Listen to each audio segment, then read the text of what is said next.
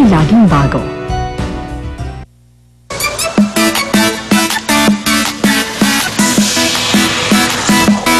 Sa pagising sa umaga, iba kung nauuna ka. Sa pagbangon pa lamang, ibang-iba kung nauuna ka. Kung sa unang hirit ay panalo ka, ang buong maghapon ay tiyak na sisigla. Sa unang hirit, unang-unang ka. Sa unang hirit, ay di siya totoo. Sa unang hirit, ang saya-saya. Sa unang hirit, unang hirit, unang hirit, manggulat ka. Unang hirit, unang ka. Wala ka nang hanapin ba? Samahang totoo at kay saya, walang pagod na naglilingkod sa inyo. Sa unang hirit, unang-una ka. Sa unang hirit, bisyong totoo. Sa unang hirit, ang saya-saya. Sa unang hirit, unang hirit, unang hirit, mangmuna ka.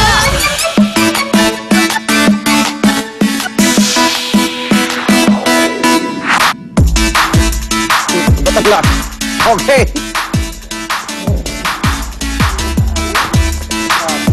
Good morning mga igan. Ayan na po, ang nakikita nyo po ay yung traffic po dito sa dagsa na po natin mga kababayan pauwi ng Metro Manila.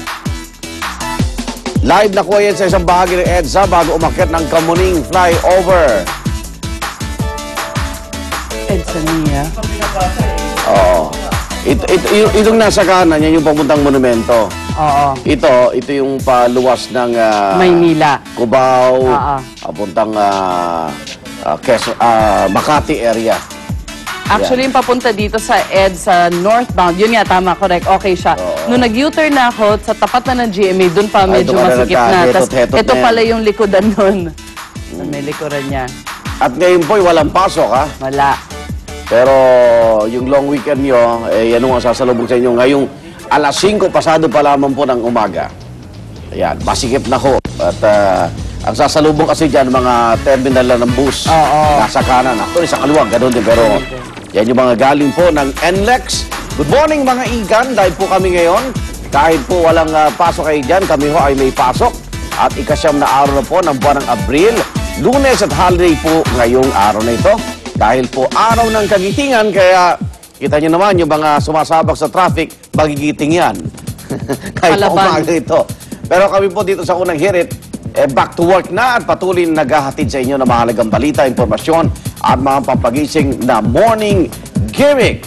Extended vacation na maraming kapuso natin dyan, pero habang sinusulit nyo ang pahinga bago kayo magbalik trabaho, huwag nyo pong kalimutang siyempre ay magbalik tanaw ng kabayanihan sa mga lumaban po sa Bataan noong ikalawang digmaang pandaigdig. Sa kanilang kagitingan ng ating ginugunita ngayong araw na ito. At habang yung iba may extra day pa sa kanilang out-of-town vacation, marami sa ating mga kapuso ngayon ang nagsisiuwian na ngayong araw. Yun yung nakita nyo kanina. Yan ay bilang paghahanda sa kanilang pagbabalik trabaho bukas. Kaya naman hindi pa rin tayo bumibitaw sa pagbabantay sa mga pangunahing kalsada papasok ng Metro Manila para sa inaasahang dagsa ng ating mga kababayang luluwas pa Maynila. Nakatutok din tayo sa mga bus terminal at airport at nakahanda na rin sila sa bugso ng mga biyahero doon pabalik Maynila. Samantala, paalala lang po, dahil holiday ngayon, lifted o suspendido pa rin ang number coding scheme sa buong Metro Manila. Kabilang na ang lungsod ng Makati. Kasama. Kabilang. Good morning mga kasamahan. Good morning. Barkada, at nandito kami maglilingkod. Kamusta mga likuran ninyo? Wala namang gasgas. Wala pa. Nagdudugo pa. Puro langib. Okay. Simulan natin ating umaga ngayon sa ating mga penamanong balita.